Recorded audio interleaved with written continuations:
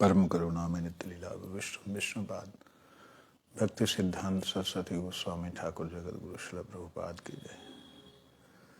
जय सारस्वत गौड़ी आचार्य गुरु वर्ग वृंद की जय। परम पूजनीय गुरु वर्ग वृंद की जय। वैष्णव वृंद की जय। समागत भक्त वृंद की जय। गौर प्रेमानंदे हरि हरि। आज श्रील भक्ति सिद्धांत सरस्वती गोस्वामी ठाकुर प्रभुपाद जी का तिरुभाव दिन है।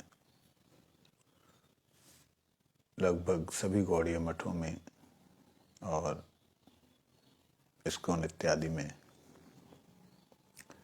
उनके विषय में चर्चा होगी और होनी भी चाहिए। प्रभुपाद जी के बहुत सारे, सरस्वती ठाकुर प्रभुपाद जी के बहुत सारे उपदेश हैं। उन उपदेशों में, उनके जीवन चरित्र में, जीवन की हर घटना में भक्ति सिद्धांत सरस्वती ठाकुर जी ने, प्रभुपाद जी ने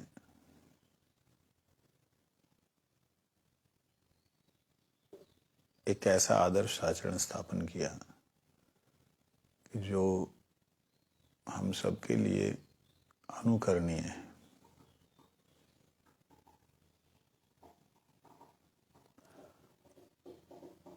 प्रभुपाद जी के कई शिष्य जो कि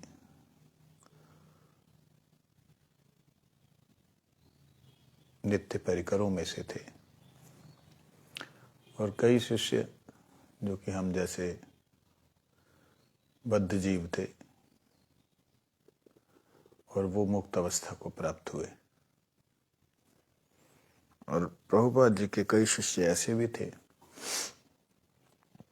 जो कि प्रभुपाद जी के रहते हुए ही सोचने लगे कि भजन जो है वो ये नहीं है कि सबके बीच में रह करके भजन करना। रूप गोस्वामी, सनातन गोस्वामी ने जैसे भजन किया वही भजन वास्तविकता में भजन है। मठ मंदिर बना करके लोगों के बीच में कथा कीर्तन करके अपने मन को भटकाने की क्या जरूरत है। इससे बढ़िया है एकांत में रहो, भजन करो, किसी को कोई चिंता नहीं, ना खुद को चिंता ना दूसरे की किसी को चिंता। ऐसे करके प्रभुपाद जी के बहुत सारे शिष्यों ने मठ छोड़ करके एकांत में भजन करने की इच्छा व्यक्त की, जिससे कि प्रभुपाद जी को अच्छा नहीं लगा। उन्होंने उस वक्त एक उपदेश ऐसा दिया अपने मन को केंद्रित करके, तो मैं सोच रहा हूँ उसी को आज पाठ करूं प्रभुपाद जी की याद में। बोलो श्रील भक्ति सिद्धांत सरस्वती गोस्वामी ठाकुर प्रभुपाद की जय। कहते हैं, दुष्ट मन तुम्ही किसेर वैष्णव, प्रतिष्ठार तरे निर्जनेर घरे तब हरि नाम केवल कही तब। हे दुष्ट मन, तुम कैसे वैष्णव हो? प्रतिष्ठा के लिए तुम निर्जन में आए हो, ये दिखलाने के लिए कि ये सब दुनियादारी से मैं दूर हूँ, मैं किसी से बात नहीं करता, मैं अपनी बस्ती में रहूँगा, अपना भजन करूँगा, किसी से कोई लेना देना नहीं। कहते ये जो तुम लेना देना नहीं, एकांत में रह के भजन करूँगा, इस प्रकार की जो तुम लालसा दिखला रहे हो, ये मन, उसमें तेरे पीछे है क्या? तो मन को बोलते हुए वो हम सबको, विशेष रूप से जो लोग उस वक्त छोड़ करके जाना चाहते थे एकांत में भजन करने के लिए, उनको कह रहे हैं कि वहां पे जाके तू क्या दिखलाएगा? ये बहुत भजन कर रहा है। प्रतिष्ठा के लिए, कनक कामनी प्रतिष्ठा के लिए हरिनाम करना, मान सम्मान प्राप्त करने के लिए हरिनाम करना, कि लोग समझें, लोग जाने कि हाँ देखो इसको बोलते हैं भजन।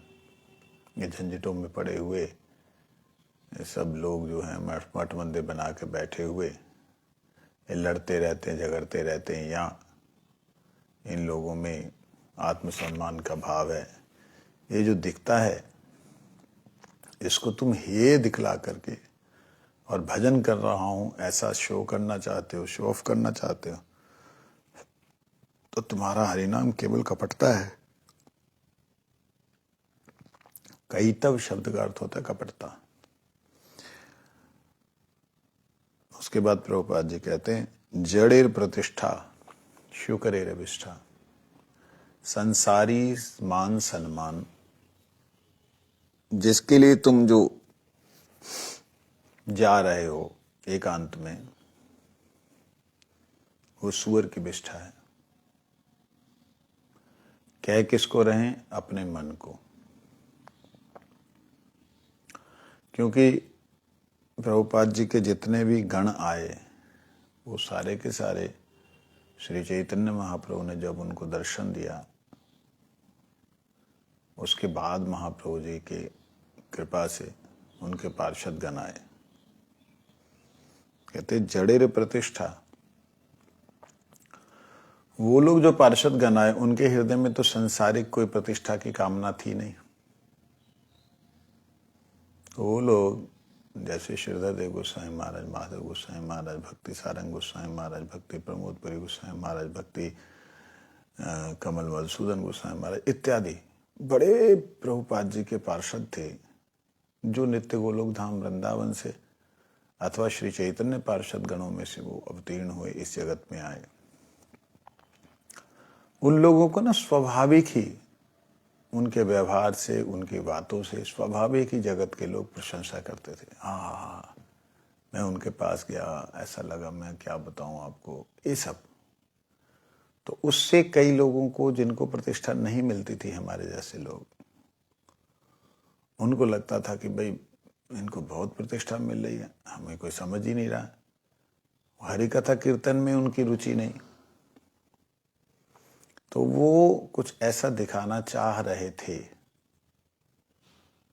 कि ये सब जो लोग हैं, ये सब मान सम्मान में पड़े हुए लोग हैं, हम बिल्कुल एकदम निर्जन में जाकर के रहेंगे, हमें कुछ नहीं चाहिए।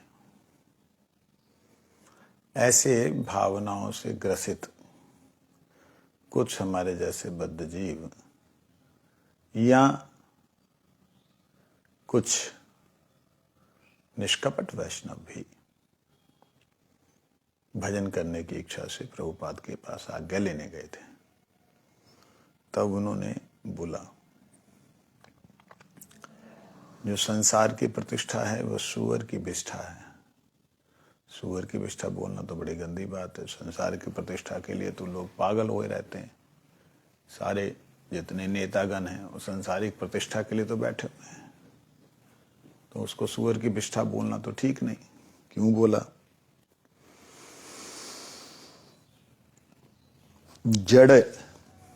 जड़ेर मतलब संसार की जड़ जो जगत है उसकी जो प्रतिष्ठा है, सुअर की विष्ठा। इसलिए कहा क्योंकि रघुनाथ दास गोस्वामी राजा के पुत्र होकर के, रूप सनातन गोस्वामी प्रधानमंत्री और वित्त मंत्री होकर के, हरिदास ठाकुर अपने समाज को छोड़ करके जो भजन कर रहे हैं, वो सामाजिक प्रतिष्ठा को छोड़ करके, जागतिक पदवियों को छोड़ करके, राजा जैसे वैभव को छोड़ करके, राजकुमार जैसे वैभव को छोड़ करके वो वृंदावन में आके भजन कर रहे हैं। उनको तो इन सब संसारिक प्रतिष्ठा की लालसा थी ही नहीं, शुरुआत में, आदि में नहीं थी। तो उनकी स्थिति को देखकर, उनके निर्जन भजन को देख करके अगर तुम्हारे मन में आ रहा है कि तुम भी इस प्रकार से भजन करोगे, तो तुम्हारे मन में कहीं ऐसा तो नहीं आ रहा है कि लोग समझेंगे कि हाँ देखो रूप सनातन गोस्वामी की तरह ये भजन कर रहा है। ऐसा होना चाहिए भजन। क्या बिल्डिंगों में रह रहे हैं, बस अपना भजन किया, चल दिए, आगे चल दिए। कहीं ऐसा तो नहीं है कि जिस प्रतिष्ठा को मल की तरह, अर्थात गंदगी है ये संसारिक प्रतिष्ठा, इसको छोड़ करके रूप सनातन गोस्वामी इत्यादि भजन में लगे, एकांत में रहे, वो कहीं प्रतिष्ठा की लालसा तुम्हारे हृदय में तो नहीं। दुष्ट मन, अच्छी तरह से समझो, उन्होंने जिसको मल समझ के छोड़ दिया, उसी को जागतिक लोगों ने उस पदवी को प्राप्त करके आज अभिमान में बैठे कि हम राजा हैं, हम प्रधानमंत्री, हम अमुक मंत्री, तो हम शेठ साहूकार, ये जो अभिमान लिए हुए लोग बैठे हैं, उनकी प्रतिष्ठा पाने के लिए तो तुम नहीं जा रहे हो कहीं कि वो लोग तुम्हें कहेंगे, समझेंगे कि देखो ये भजन करने वाला सही है। ये इन सब लोगों की तरह नहीं है, कथा कीर्तन करता हुआ डोला लोगों को इकट्ठा कराना, ऐसा नहीं है। ये भजन सही करता है। कहीं ऐसा तो नहीं है कि ये जड़ की प्रतिष्ठा, सांसारिक प्रतिष्ठा जो है, जिसको कि संसारी लोगों ने खाया, संसारी लोगों ने खाया, कौन सी, क्या खाया? उस प्रतिष्ठा को, जो प्रतिष्ठा गुरु वर्ग लोग छोड़ के आए, उसको खाया। जिसको उन्होंने मल की तरह छोड़ा, इन्होंने अमृत की तरह भोजन किया। अब इनके द्वारा दी गई प्रतिष्ठा क्या हो गई? शुक्र विष्ठा। व्यक्तियों को, जो संसारी लोग, उन्हें सुअर नहीं कह रहे हैं, कहीं दिमाग में उल्टा ना आ जाए, उन्हें सुअर नहीं कह रहे हैं। कहने का मतलब जिसे मल की तरह छोड़ा और जिसने अमृत की तरह ग्रहण किया, उस चीज को तुम्हें दे रहा है अगर, तो वो वही है प्रतिष्ठा जो है। तो व्यक्ति को नहीं बोल रहे हैं, वो एक वस्तु को, एक पदवी को, एक प्रतिष्ठा को इस प्रकार से घृणित कर रहे हैं, घृणित देख रहे हैं कि संसार की प्रतिष्ठा जो है वो सुअर की विष्ठा। कहते जाना ना कि तहां माया रा वैभव। तुम्हें पता नहीं लग रहा कि ये माया का वैभव है? मतलब माया की जो शक्ति है, माया का जो प्रभाव है, वो तुम्हें पता नहीं ये संसारिक प्रतिष्ठा माया का प्रभाव है। कनक कामिनी,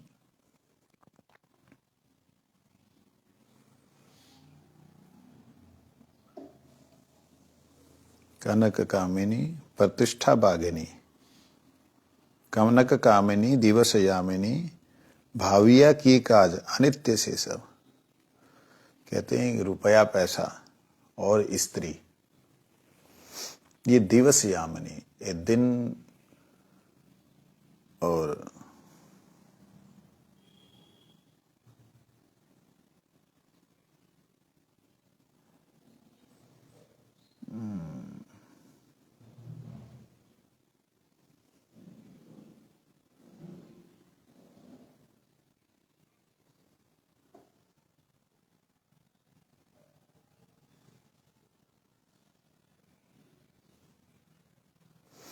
कहते रुपये, पैसे, कनक कामनी और स्त्री दिवस यामिनी।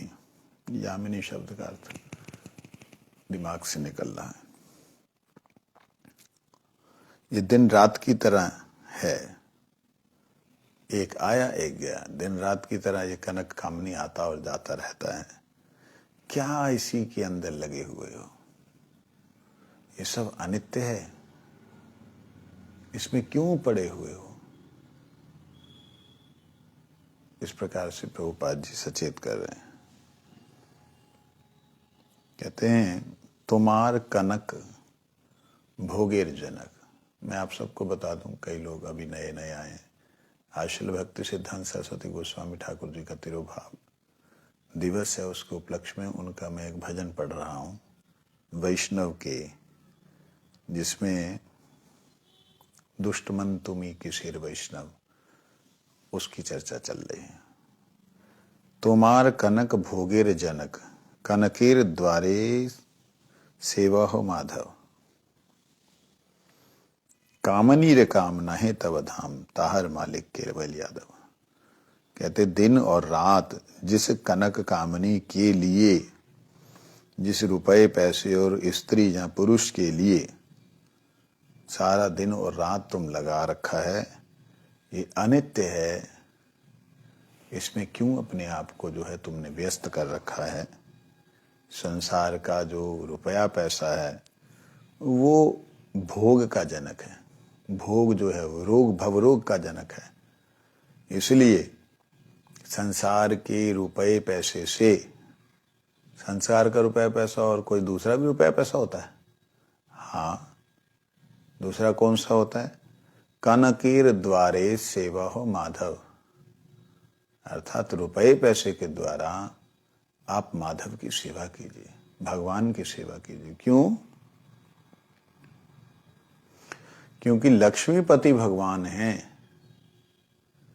जब वो लक्ष्मीपति, तो उनकी सेवा को क्या जरूरत है पैसे की? लक्ष्मीपति है तो पैसा और धन और ये लग्जरियस, उनको क्या जरूरत है?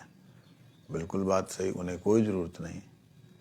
जिन्हें जरूरत नहीं है, जो स्वयं मालिक हैं, उनकी सेवा में अगर लगाओगे तो वो योग होगा, संयोग होगा भगवान से मिलने का।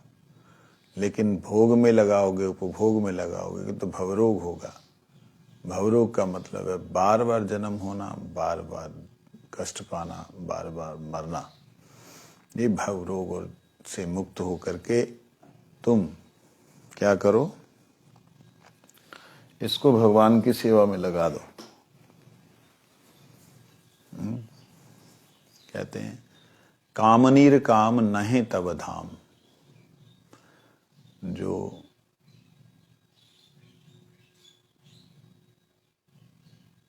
स्त्री का जो काम है, वासना जो है, वो भगवान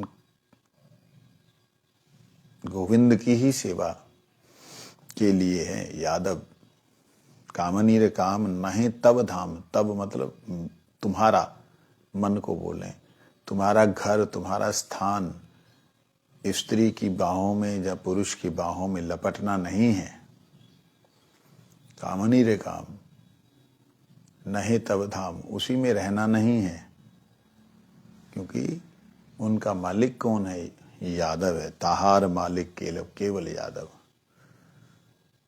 भगवान के लिए ही ये संसार है, परंतु जब हम संसार को अपने लिए, भोग के लिए लगाते हैं, अपने सुख के लिए लगाते हैं, तभी बंधन होता है। तो कहते हैं प्रतिष्ठा तरु जड़ माया मरु। प्रतिष्ठाशा तरु, प्रतिष्ठा रूपी आशा का वृक्ष, तरु मतलब होता है वृक्ष। जड़ माया मरु, ये जड़ माया का मरुभूमि में जो देखने वाला जो रिफ्लेक्शन है वो है प्रतिष्ठाशा तरु। प्रतिष्ठा की आशा, इस संसार में प्रतिष्ठित होने की जो आशा है वो ऐसी ही है जैसे मरुभूमि में व्यक्ति को एक जल की प्राप्ति की आशा होती है। मरुभूमि का मतलब जहां पे पानी होता ही नहीं है।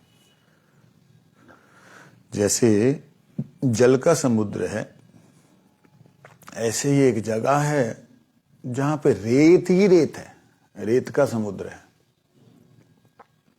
उसके लिए बोलते हैं प्रतिष्ठाशा तरु। ये संसार की जो प्रतिष्ठा है, एक के बाद एक, एक के बाद एक, एक के बाद एक, एक के बाद एक, ऐसे खींचती हुई चली जाती है। व्यक्ति को एक पदवी मिलती, दूसरी, दूसरी, तीसरी, ऐसे लालसाएं बढ़ती चली जाती हैं। ये ऐसे ही जैसे संसारिक माया का जो प्रलोभन है, मतलब मरुभूमि में, रेगिस्तान में जैसे जल को देख करके हाँ मैं वहां पहुंच जाऊंगा, मिल जाएगा, वहां पहुंचता मिलता नहीं। ओ वहां पहुंच जाऊंगा, मिल जाएगा। आगे कूदता कूदता हिरण एक जगह से दूसरी जगह से तीसरी जगह पहुंचता है। करते करते करते उसका जीवन खत्म हो जाता है। प्यास के मारे, जिस प्यास को लेकर के जा रहा था, जीवन खत्म हो जाता है, लेकिन जल नहीं मिलता। कहते ही प्रतिष्ठा का जो वृक्ष है, जो एक के बाद एक शाखा निकलती, अरे ये लोग भी को मालूम पड़ना चाहिए मैं कुछ हूं, और इनको भी मालूम पड़ना चाहिए मैं कुछ। इस प्रकार से बहु शाखाओं वाली जो प्रतिष्ठा है वो कभी भी शेष नहीं होगी। एक के बाद एक आशाएं लगी रहेगी। इसलिए प्रतिष्ठा शातरु जड़ माया मरु, ना पेला रावण जुझिया राघव। वो प्रतिष्ठा के चक्कर में ही रावण जो भगवान राम से युद्ध करने लगा, और अंत में भगवान राम से ही युद्ध करने लगा। बताओ, अभिमान के कारण, मैं दशानन हूं, 10 दिशाएं मेरे अधीन हैं, मेरे इशारों से ही सारे देवी देवता नाचते हैं। सही है, उसके इतना तपोबल था कि इतना देवी देवताओं का तपोबल नहीं था, नाचते थे उसके इशारों से, अधीन था काल उनके। लेकिन वह राम की प्रतिष्ठा को पाने के लिए, भगवान की प्रतिष्ठा को पाने के लिए जब जीव और ज्यादा माया के मरुभूमि में चला जाता है, तब वो एकदम पागल हो जाता है, और भगवान राम के प्रति भी वो समर्पण बुद्धि ना रखते हुए युद्ध की भावना रखता है। कहते हैं क्या मिला उसे अंत में? आप हरि नाम करके, भगवान राम आए तो समर्पण कर देता, सारा जग उसका घर, सारा कुल उसका, कुनवा उसका तर जाता। कहते हो युद्ध करके तर गया, भजन करके तो और लग सकते थे 3 जन्म, लेकिन वो युद्ध करके उसने सबको तार दिया। हाँ तार दिया, लेकिन उसे प्रेम नहीं मिला, मुक्ति मिली। भगवत प्रीति ना मिल करके सांसारिक दुखों से छुटकारा, मुक्ति मिली उसके परिवार को, क्योंकि भगवान के हाथों से मरे। परंतु वह मुक्ति भी एक तरह का पद है, ब्रह्म पद। तो वह पद प्राप्त करके क्या लाभ, वह प्रतिष्ठा प्राप्त करके क्या लाभ कि मैं ही ब्रह्म हूं, मैं ही भगवान हूं। इस प्रकार की प्रतिष्ठा में वो माया मरु है,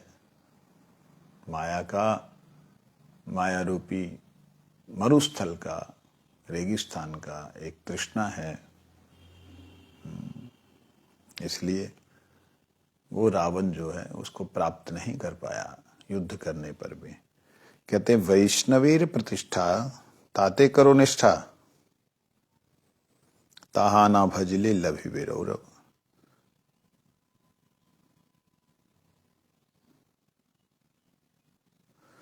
वैष्णवों की प्रतिष्ठा पे निष्ठा करो, अर्थात वैष्णव जहां पे प्रतिष्ठित है, प्रतिष्ठित का मतलब होती है प्र, मतलब होता है मतलब प्रकृष्ट, प्रकृष्ट मतलब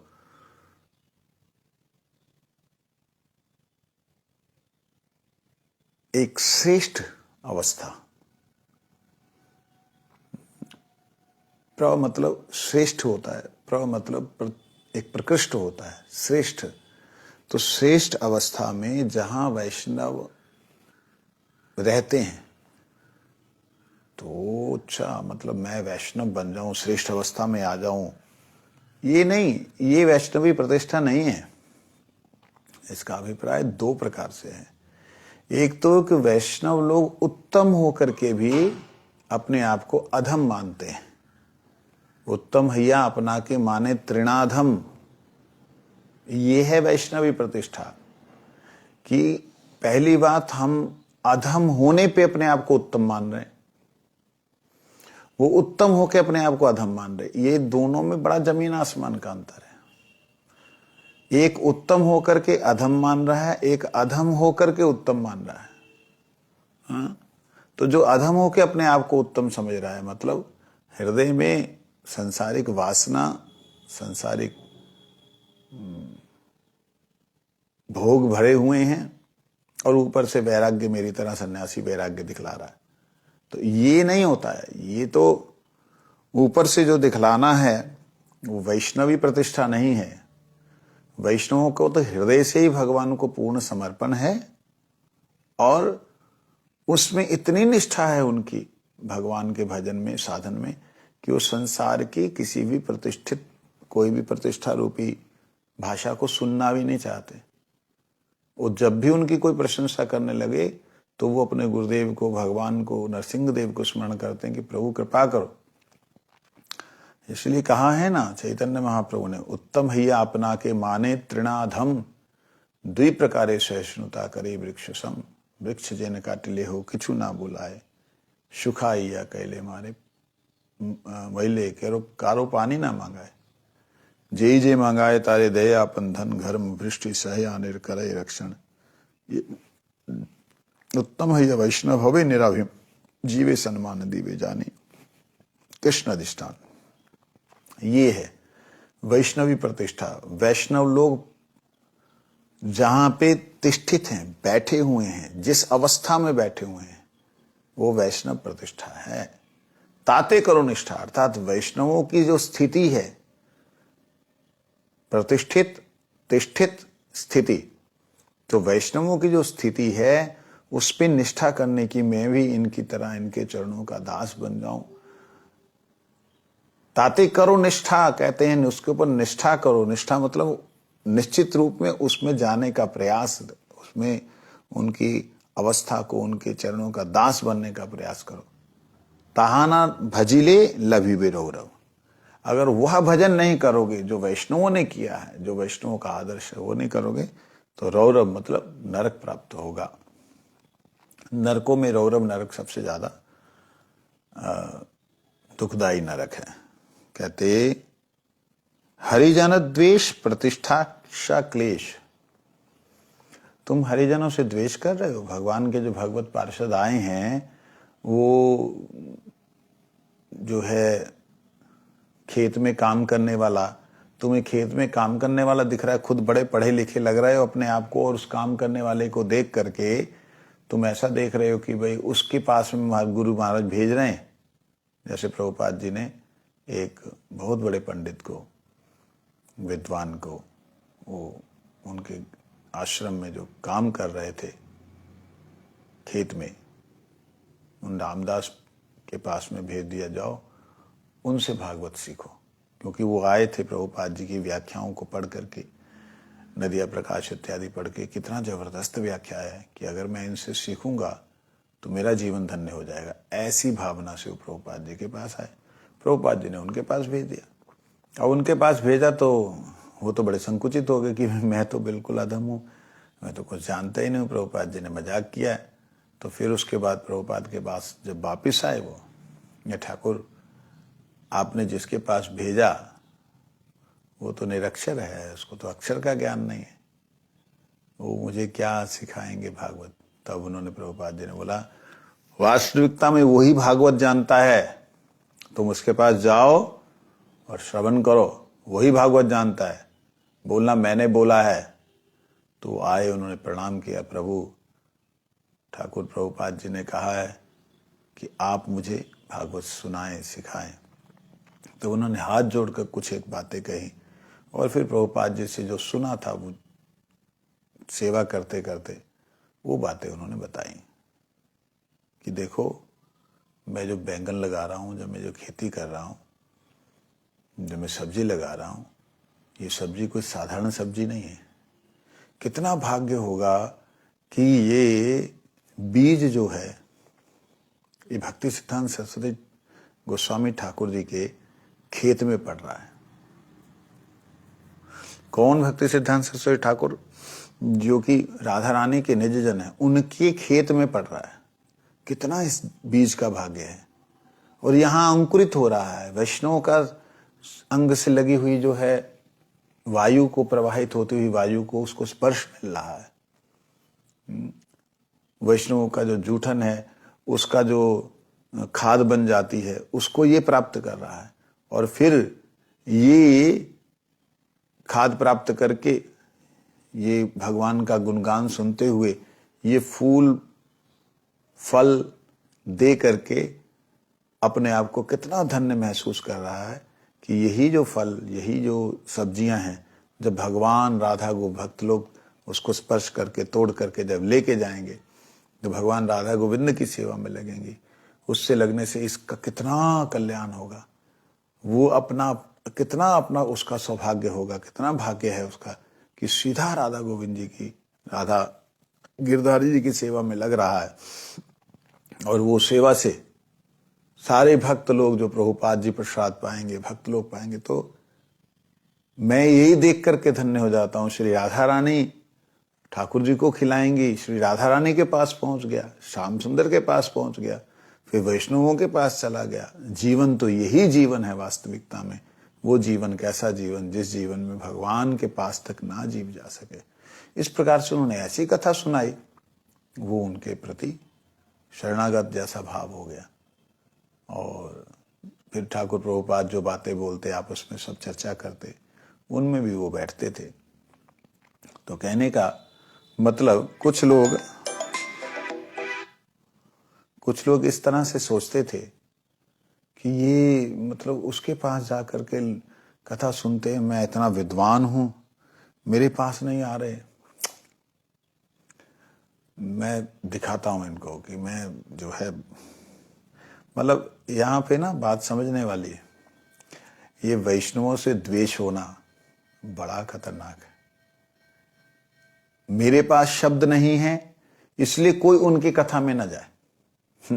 इस प्रकार से दुर्भाग्य होता है जीव का कि वो दूसरे की कथाओं में कोई अपना निज जन, अपने जानकार, अपना श्रद्धालु चला जाए तो उनका दिमाग खराब हो जाता है। ये बात तो यहां कहते हैं प्रभुपाद भक्ति सिद्धांत सरस्वती ठाकुर जी, हरिजन द्वेष प्रतिष्ठाशा क्लेश।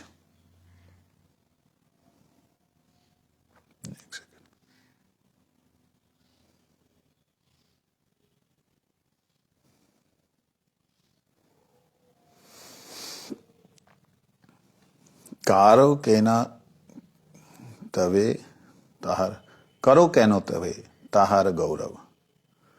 तुम जो है हरिजनों से, भगवत भक्तों से द्वेष करके ये प्रतिष्ठा रूपी क्लेश को ले रहे हो, मान सम्मान को ले रहे हो, और निंदा कर रहे हो कि क्या उनके पास जाते हो, उनके पास क्या है, वो क्या श्लोक जानता है, उसको पूछो, कोई ये शास्त्र की बात को पूछो। ऐसी दुष्ट बुद्धि हो गई तुम्हारी। ये महाक्लेश है जिसको तुम लेकर के इस प्रकार से कर रहे हो। दुष्ट मन, क्यों इसका तुम गौरव कर रहे हो कि तुम बहुत विद्वान हो, तुम्हारी 10 भाषाएं आती, 20 भाषाएं आती, क्यों ऐसा गौरव कर रहे हो? प्रभुपाद जी अपने मन को टारगेट करते हुए, मन को दिखलाते हुए, वास्तविकता में हमारे मन को जो है ऑपरेट कर रहे हैं। कहते वैष्णवेर पाछे प्रतिष्ठा सा आछे, ताते तभु नहीं अनित्य वैभव। कहते तुम प्रतिष्ठा के लिए उनकी द्वेष कर रहे हो क्योंकि तुम्हारे पास ऐसा गुण नहीं है। कहते वैष्णवों के पीछे तो वैसे ही प्रतिष्ठा लगी रहती है, मान सम्मान लगा रहता है, वो तो भागते रहते, ना ना हटो, वो पीछे हटते हैं। क्यों? वो लोग उसको इसलिए नहीं चाहते क्योंकि ताते कभू नहीं अनित, वो उसमें कभी भी आसक्त नहीं होते क्योंकि अनित्य वैभव है। उन्हें मालूम है संसारिक लोग हैं, ये सब अनित्य है। इस बात को तुम भी समझो। मन से हरि संबंध शून्य माया गंध, ताहा कभू नहीं जड़े रकई तब। वही हरि संबंध है जिसमें माया की गंध नहीं है। क्या मतलब हुआ इसका? वैष्णवों के पीछे जो प्रतिष्ठा घूमती है, वैष्णवों को जो चाहती है प्रतिष्ठा कि मैं सम्मान संसार का चाहता है कि मैं इनका गुणगान करूं। जैसे कई वृंदावन में, गोवर्धन में, बरसाना में कई वैष्णव ऐसे हैं जिनके पास हमारे कई गुरु भाई जहाँ और भक्त लोग जाते हैं, उनसे हरि कथा श्रवण करते हैं। वो दीनहीन निष्किंचन वैष्णवगण अपने आप को भगवान के चरणों के किंकर मानते हुए वो लोग भगवान का जब भजन, जब भक्ति की बात करते हैं तो कुछ लोग वो अंदर ही अंदर परेशान हो जाते हैं कि अरे ये लोग वहाँ जाने लग गए, अब हमारी बात नहीं सुनेंगे, हमारी बात को हमसे मतलब वहाँ स्वार्थ होने से वहाँ पे अब इनका जो है डाइवर्जन हो जाएगा, फलाना ठिकाना अमुक तमुक। देखिए, ये बात मन में ला करके आप हरिजनों से द्वेष ना करें, ठाकुर जी के जनों से द्वेष ना करें। हो सकता है कि बहुत अच्छा गाने वाले आप हो, हे मन, हो सकता है तो बहुत बढ़िया गाने वाला हो। ओ मन, हो सकता है कि तेरे पास बहुत सारे श्लोक हों, किंतु वैष्णवों के पीछे प्रतिष्ठा भागती है, जाती है कि हमको भी थोड़ा सा पीछे देख लो। कहते नहीं, हम तो ठाकुर जी का दासानुदास है। वो दासानुदास बनते जाते हैं, प्रतिष्ठा उनको प्रभु और प्रभु का प्रभु बनाती जाती। तो ये दोनों के बीच में तुम्हें जो लग रहा है कि भाई वो भी तो प्रतिष्ठा को स्वीकार कर रहे हैं, कहते नहीं, ये अनित्य वैभव नहीं है। तुमको जो आज प्रतिष्ठा दे रहे हैं कल को गालियां भी दे सकते हैं, परंतु भक्त जो है भगवान के साथ जुड़ गया है, वो जुड़ने के कारण, माया से ना जुड़ने के कारण माया जितनी भी प्रतिष्ठा देती रहे वो उसकी तरफ ध्यान नहीं देता, भगवान की तरफ जाता रहता है, जिससे कि इस संसार का जितना वैभव है वो जो भी उन्हें प्राप्त होता है वो भगवान की सेवा में लगा देते। प्रतिष्ठा को भी लगा देते, इस कनक कामनी प्रतिष्ठा जितनी वस्तुएं हैं वो सबको भगवान की सेवा में लगा देते। तुम उनमें से कुछ चीजों को भोग करना चाहते हो, ऐसा मन को डांट रहे हैं। हालांकि मन को नहीं, उनका तो उनकी बात ही अलग है। कहते से हरि संबंध माया शून्य माया गंध, तहा कभू नहे जड़े रे कई तब। उन लोगों का हरि संबंध है जिसमें माया की गंध बिल्कुल शून्य है। जैसे कई महात्मा जो हैं वृंदावन इत्यादि में, गोवर्धन इत्यादि में भजन करते हैं, अपना एकांत बहुत अच्छा भजन करते हैं, लेकिन वो लोग जो वैष्णव मठों में रह करके लोगों के बीच जाके प्रचार करते हुए भगवान के महाप्रभु जी की आज्ञा मान करके कष्ट सहन करके प्रचार कर रहे हैं, उनकी वो लोग निंदा करते हैं। अरे ये सब माया में फंसे हुए जीव हैं, ऐसा बोल करके वो अच्छे अच्छे वैष्णवों को भी निंदा कर बैठते। दिखने में हमें क्या लग रहा है कि बहुत कम कपड़े पहनते हैं, बड़ा भजनानंदी हैं, लेकिन हृदय में अगर द्वेष भरा हुआ है, जैसे मैंने 2 मिनट पहले बोला कि भजनानंदी भजन करने वाले महात्मा गण हैं, उनके पास जाने से ये मठ में रहने वालों के हृदय में, जहाँ संस्थाओं के मालिक होने वालों के हृदय में वो आ सकता कि भाई ये तो हमारे भक्त वहां जाने लगे, वो द्वेष करें, वो उचित नहीं। और दूसरा, जो मठों में रह करके सही तरीके से, जहां जो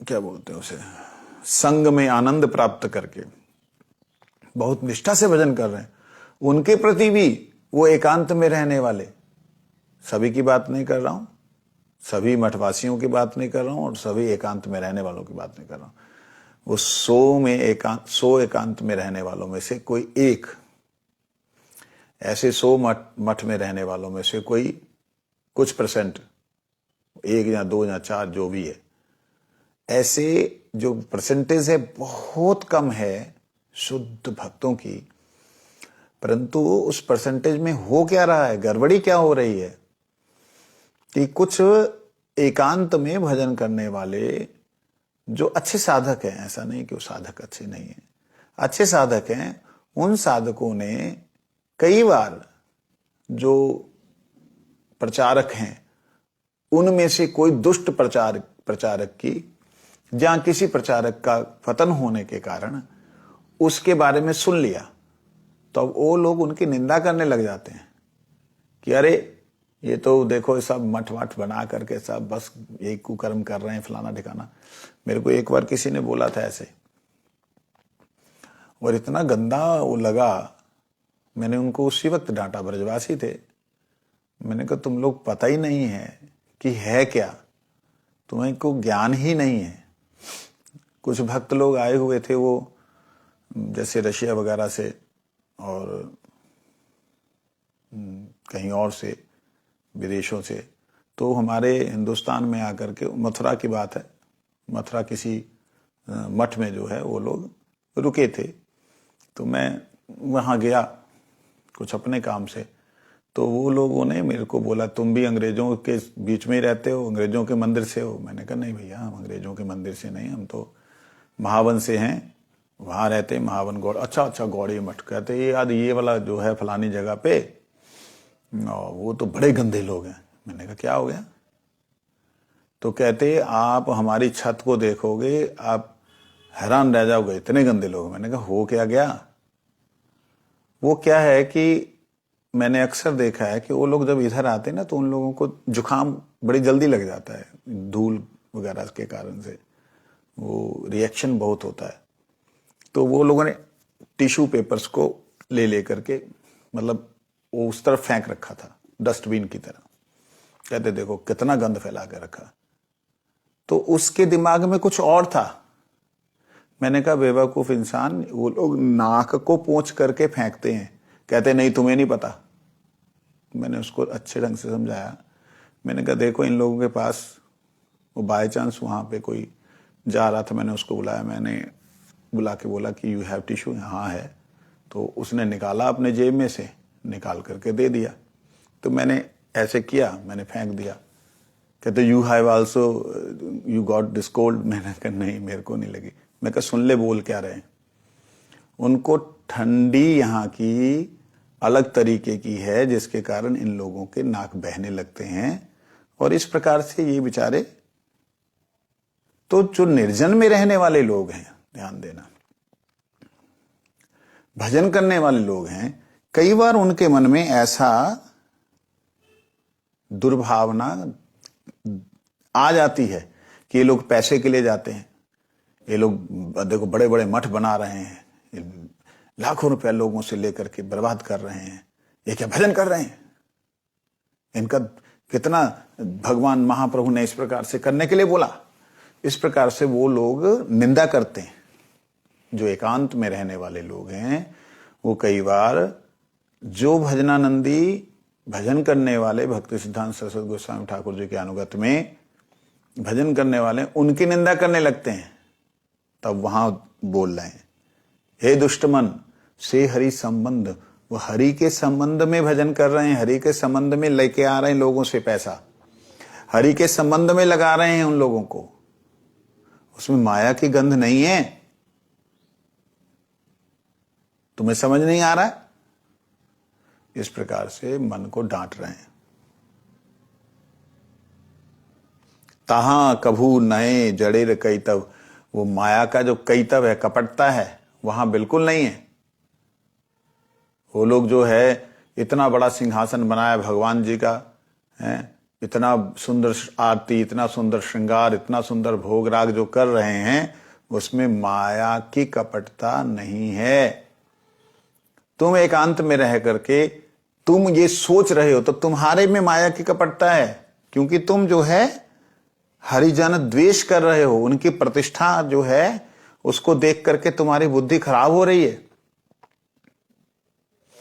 ये प्रभुपाद जी का ये जो भजन है ना, ये मैं देखा इसको, ये बहुत ब्रॉड है। प्रभुपाद जी ने किसी भी व्यक्ति की निंदा नहीं की है।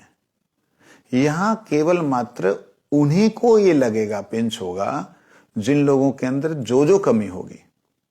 प्रभुपाद जी तो एक जनरल भाषा में बतला रहे हैं कि रूप सनातन गोस्वामी को इनडायरेक्ट वे में तुम निंदा कर रहे हो कि उन्होंने इतने इतने बड़े महल बनाए। उनको महल बनाने की क्या जरूरत थी, खुद तो 3 दिन एक पेड़ के नीचे रहते थे। हाँ, इसी प्रकार से कई बार हमने देखा है बड़े बड़े मठों के मालिक होने के बाद भी बिल्कुल दीनता गुरु जी की, आहा, ऐसे अभिमान शून्यता कि हम बतला नहीं सकते, इतना शब्द नहीं है, बतला नहीं सकते मतलब शब्द नहीं है। तो इस प्रकार से जो हरिजन के साथ में भक्तों के साथ द्वेष करते हैं, उनको ये नहीं पता कि ये जो है हरि के संबंध से ही संबंधित हैं, इनमें माया की, विषय संसार की गंध मात्र भी नहीं है। फिर आगे बोलते, प्रतिष्ठा चंडाली निर्जनता जाली, उभय जानी हो माइक रौरव। प्रतिष्ठा रूपी चंडालिनी के पीछे जाना और निर्जनता रूपी जो जाल है उसमें घुसना, कहते दोनों ही माया का नरक है। निर्जन में जाके अपना, जो वैष्णव लोग जो जनक जी की तरह विषयों को भगवान की सेवा में लगा रहे हैं, अम्बरीश महाराज की तरह विषयों को भगवान की सेवा में लगा रहे हैं, ऐसे जो महान पुरुष हैं, एकांत में जाके उनकी निंदा करने लग जाओगे। कहते दोनों ही माइक रौरव, माया का रौरव है। और तुम निर्जन में रहने वाले संतों की निंदा करोगे कि अरे वो सब कपटी हैं, ये तुम्हारा दुष्ट मन, ये तुम्हारा माया में रौरव में जाने का तुम अपना रास्ता खोल रहे हो। इसलिए दोनों ही सावधान, ना तो प्रतिष्ठा के पीछे भागना है, ना ही निर्जनता में रहना। निर्जन के लिए बारे प्रभुपाद जी ने बोला, निर्जन कब होगा, निर्जन का कब स्थिति आएगी।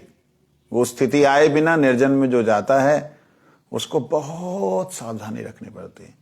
ऐसे ही प्रतिष्ठा आशा की जो लालसा है, वो लालसा जाए बिना ये संग में जो रहते हैं हम लोग, हमें बहुत सावधानी से रहना पड़ेगा। हमें जैसे प्रतिष्ठा मिलेगी हमें लगे कि हमने 2-4 लोग का उद्धार कर दिया, बहुत सावधानी से रहना पड़ेगा।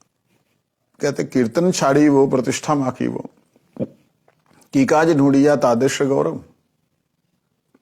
कीर्तन को छोड़ करके मैं प्रतिष्ठा जो है वो लूंगा, मतलब भगवान की कीर्ति का वर्णन छोड़ करके, जगत में उनके नाम प्रचार को छोड़ करके प्रतिष्ठा की लालसा रखूंगा, या कीर्तन करते हुए प्रतिष्ठा मांगूंगा कि लोगों को मेरे सुर, मेरे ताल, मेरी जब मैं खींचता हूं तो लोगों के निकल आती है। ये जो प्रतिष्ठा कीर्तन करके मांग रहा है, कहते हैं की काज ढूंढिया, तूने क्या ढूंढा है। देखिए उधर निर्जन वालों को भी नहीं छोड़ रहे, इधर कीर्तन करने वालों को भी नहीं छोड़ रहे। प्रभुपाद जी ने इतना जबरदस्त ये भजन दे दिया, इसकी व्याख्या एक दिन नहीं बहुत दिनों तक की जाए तब जाके समझ में आए पूरी तरह, लेकिन आज हम इसे पूर्ण करेंगे। कहते कीर्तन छाड़ी वो प्रतिष्ठा माखी वो। कीर्तन छोड़ करके प्रतिष्ठा मांगना एक बात, कि जो कीर्तन को नहीं करते, बस मौन रखे हैं, भजन कर रहे हैं, लोगों को पता लगे मौनी बाबा बहुत शांत है, उसके पास 10 लोग आए, बस बैठे हरे कृष्ण कृष्ण। अगर उसके हृदय में प्रतिष्ठा की लालसा है तो गलत है, और कीर्तन करके प्रतिष्ठा चाह रहा है तो वो भी गलत है। कीर्तन ना करके प्रतिष्ठा चाह रहा है वो भी गलत है, कीर्तन करके प्रतिष्ठा चाह रहा है वो भी गलत है। कहते क्या काम तुमने ढूंढा है, माधवेंद्र पुरी भाव भरे, ये पता नहीं क्या क्या इन लोगों की राइटिंग है ना, मतलब ये समझ ही नहीं आती, बड़ा उल्टा सीधा लिखा हुआ है, शब्द ही नहीं समझ आते।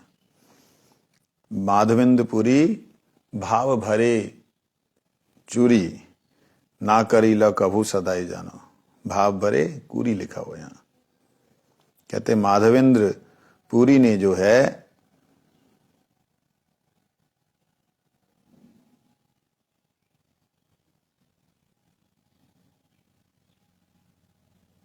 माधवेंद्र पुरी ने भाव में भरे हुए अवस्था में ये दिखलाया कि वो प्रतिष्ठा जो उनको मिल रही थी उससे वो भाग गए,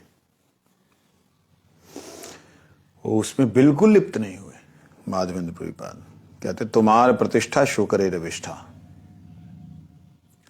तुम्हारी जो प्रतिष्ठा है संसार की, जो तुम मेरे को सम्मान दे रहे हो, सुअर की विष्ठा दे रहे हो खाने के लिए, कितनी बड़ी बात है, बाप रे बाप। ये बात को सोच करके ही बुद्धि जो है ना एकदम सांसारिक बुद्धि खराब हो जाती है। तुम्हारे प्रतिष्ठा शुक्र विष्ठा, तार सम सह सम कभू नाही मानव। मत्सरता वर्षे तुम्ही जड़ रसे, मिजे छोक छाड़िया कीर्तन सौठव इत्यादि इसमें है। ताई दुष्टमन निर्जन भजन प्रचार छले, कुयोगी वैभव प्रभु सनातने परम यतने, शिक्षा दिला जहां चिंत से ही सब। ये इसके आगे इन्होंने दिया नहीं, उसमें है प्रभु सनातने परम यतने, शिक्षा दिला जहां चिंत से सब, से ही दुटी कथा भूलो ना सर्वथा, करो उच्च स्वरे हरि नाम रव। कीर्तन प्रभावे स्मरण हैवे, सेकाले भजन निर्जन संभव। इस प्रकार से प्रभुपाद जी ने बोला। वहां पे एक यहाँ है नहीं और स्पेलिंग मिस्टेक बहुत ज़्यादा है। तो गुरुजी जब ये बोलते थे विशेष करके मेरे लिए, गुरुजी ने कई बार इस कीर्तन को बोला। कई बार मैं संसार के ये जंजाल से निकल करके जो आया था तो मठ में भी जंजाल ही लगता था। कई चीजें इधर उधर दिखने को, लोगों से मिलने को, लोगों के प्रभाव, लोगों के घर में आने जाने से, उनके स्पर्शित भोजन खाने से बुद्धि के अंदर विकार इत्यादि ये जो भी होता था, तो उससे मेरे मन में आता था इन सब को छोड़ करके मैं बिल्कुल एकांत में रहूं, कहीं किसी से कोई मिलना जुलना नहीं, कोई किसी को प्रचार नहीं करना, ऐसा मन में आ गया। कई बार आया। तो गुरु महाराज जी हमेशा मेरे को डांटते थे, प्रतिष्ठा तरे निर्जन रेखा रे, केवल हरि नाम केवल कहता, तुम्हारा हरि नाम केवल कपड़ता है। एक दिन मैंने थोड़ा गुरु जी से बोला, मैंने कहा गुरु महाराज जी मैं तो प्रतिष्ठा को छोड़ के जाने की बात कर रहा हूं, मैं कहाँ प्रतिष्ठा के लिए जा रहा हूं, यहां तो प्रतिष्ठा मिल रही, वहां तो कोई प्रतिष्ठा पूछेगा भी नहीं। तब फिर गुरु महाराज जी ने एक दिन हरि कथा में बोला, राधा नित्य जन तहा छाड़ी मन, कहनो भजन निर्जन हो। राधा रानी के नित्य जन को छोड़ करके तुम क्या निर्जन भजन की बात कर रहे हो। क्योंकि उस दिन मैंने थोड़ा सा गलत शब्द लिख दिए थे, गुरु जी को लिख के हाथों से दिया था लेटर। उसमें मैंने लिखा, गुरु महाराज जी मैंने परम पूज्य निष्किंचन गोस्वामी महाराज से सुना कि अपने मन को खींचो, मन को खींचो। अगर संग में रह करके भी मन को खींच खींच करके खुद ही साधन करना है तो मैं अच्छा समझता हूं कि लोगों से मिलना जुलना ना हो, ऐसी जगह हो जहां मनुष्य ही ना हो, ऐसे घनघोर जंगल में जा करके मैं भजन करूं, जिससे कि मैं ठाकुर जी से मिल पाऊं। मैं आया था तो भगवान से मिलने के लिए आया था, मगर मैं किसी की कोई भी चर्चा नहीं कर रहा हूं, किसी की कोई निंदा नहीं कर रहा हूं। मेरे को कृपया आप जाने दीजिए, कुछ महीनों के लिए जाने दीजिए। ऐसे करके मैं निवेदन किया। तो उस वक्त गुरुजी बड़ी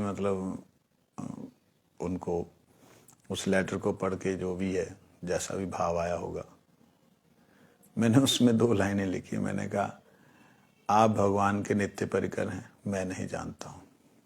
जहां तो आप भगवान से मुझे दर्शन करा दो, जहां अपना ही जो है स्वरूप दिखला दो। मैं कैसे रहूं, क्यों रहूं, मेरी समझ में नहीं आता है। कैसे रहूं क्यों रहूं लिखा नहीं था, एक अब भाव में व्यक्त कर रहा हूं कि कैसे मैं अपना समझूं कि हाँ मैं सही हूं या सही जगह पहुंच गया, XYZ जस्ट जो भी मैं उस वक्त लिखा था। तो उसमें मूल बात जो थी, जो कि शायद गुरुजी को अच्छी नहीं लगी, उसमें लिखा कि आप कृपा करके मेरे को भगवान का दर्शन करवा दीजिए, या अपना स्वरूप मेरे को दर्शन करा दीजिए, या फिर मुझे जाने दीजिए। तो ये बात बड़ी, मतलब बच्चा छोटा सा ऐसा बोल दे तो डेफिनेटली आपको समझ में आना चाहिए कि गुस्से वाली बात है। लेकिन गुरुजी ने देखा कि ये निष्कपट है, ये चाहता है मिलना। तब गुरुजी ने हरि कथा में ये बात बोली थी, राधा नित्य जन तहां छाड़ी मन, कैनो भजन निर्जना। तुम क्या दिखाना चाहते हो कि तुम भजन कर रहे हो? कौन सा भजन कर रहे हो? क्या भजन दिखाओगे? निर्जन में जाकर के तुम क्या सेवा दिखाओगे? भजन का मतलब होता है सेवा। क्या दिखाओगे? राधा रानी के निज जन को छोड़ करके क्या करने जा रहे हो? कहां जा रहे हो? ये बात जब बोली तो मैंने सिर नीचे करके मतलब स्वीकार किया कि ठीक है। लेकिन ये गुरुजी ने बोला केवल मात्र, तो ये तो एक भजन था, भजन का एक अंश था, गुरुजी ने दिखाया तो नहीं। बाद में कृपा करके गुरुजी ने अपने स्वरूप के बारे में बतलाया, फिर बाद में अपने स्वरूप को दिखलाया भी, और फिर वार्तालाप में बोला भी। आप समझ आया? तो ये बात है। तो इस प्रकार से गुरुदेव की जो लीला है, इस कीर्तन के साथ में, मेरे साथ में इसका बहुत संबंध है। इसमें एक जगह गुरुजी ने बोला था, कीर्तन प्रभावे स्मरण हईवे। ये बात बिल्कुल जब गुरुजी, मतलब स्टार्टिंग की बात नहीं है, लगभग 2011-12 की बात है, जब गुरुजी हमारे गोवर्धन आए थे और हम लोग वहाँ गए थे। 2010 के बाद की बात है। तब गुरुजी ने बोला था, कीर्तन प्रभावे स्मरण हईवे से काले भजन निर्जन सब। कीर्तन के प्रभाव से स्मरण होगा कि मैं कौन हूं, मेरा क्या सेवा है। जब वो सेवा का स्वरूप, ये गुरुजी ने खोल के नहीं बोला, गुरुजी ने शब्द ये बोले थे, कीर्तन प्रभावे स्मरण से काले भजन निर्जन सब। वो जो स्मरण हो जाएगा तब भजन जो है निर्जन में संभव होगा। नहीं तो निर्जन में तो हमारा संस्कार रहता है ना। मैं क्या, हाँ जी। तो क्या स्मरण होगा? वो चीज ये है कि मैं भगवान की सेवा में कैसा हूं, गुरुजी क्या सेवा कर रहे हैं, ये सब चीजें जो है स्मरण होंगी, ये हमारी स्मृति में आएंगी। जब स्मृति में आएंगी तब हम एकांत में रह के भजन करेंगे ना। तब कोई प्रतिष्ठा की बात नहीं, कोई स्त्री की बात नहीं। तो ये सारा सब चीजें जो हैं तब प्रकाशित होंगी। तो ये बात है। इसलिए आज भक्ति सिद्धांत सरस्वती गोस्वामी ठाकुर जी का तिरुभाव दिवस है। उनके चरणों में हम सब अपने हृदय को पुष्पांजलि के रूप में अर्पण करें। जहाँ जिसके हृदय में जैसे भी विकार हैं, उन विकारों को प्रभुपाद के चरणों में समर्पण करें कि कृपया इन्हें ले करके अपनी भक्ति की जो धारा है वो हमें प्रदान करें। हम आपके चरणों को चाहते हैं। इस प्रकार से प्रार्थना करते हुए आज हम उनके चरणों में अनंत कोटि दंडवत प्रणाम करते हैं। पंचा कल्पतरुश्च कृपा सिंधुभ्यो पतितानां पावनेभ्यो वैष्णवेभ्यो नमो नमः। आप सबका धन्यवाद जो आप लोग आते हैं, श्रवण करते हैं। आज के समय में कहाँ लोगों के पास समय होता है, और विशेष करके ये ऑफिस की तैयारी का समय होता है कि लोग जो हैं निकलेंगे उससे पहले तैयारियां कर रहे होते हैं। देखते हैं श्रीमद् ये जैव धर्म जो है जैसे समाप्त होगा तो मैं एक एक कोई विषय को लूँगा, जिसमें ब्रह्म तत्व के विषय में कभी लेंगे, कभी जीव तत्व के विषय में लेंगे। तो एक विषय के ऊपर 2-4-10 दिन जो चर्चा चलेगी भगवान की कृपा से, वो पूर्णतः एकदम जैसे प्रभुपाद जी ने, भक्तिविनोद ठाकुर जी ने जैसे एकदम क्लियर शब्दों में लिखा है, वो वही एकदम परिष्कार रूप से हमारे सामने आएगा। उसको देखते हैं जैसी व्यवस्था बनती है। वंशा कृपा सिंधु पतितानां पावनेभ्यो नमो नमः। जय गुरु।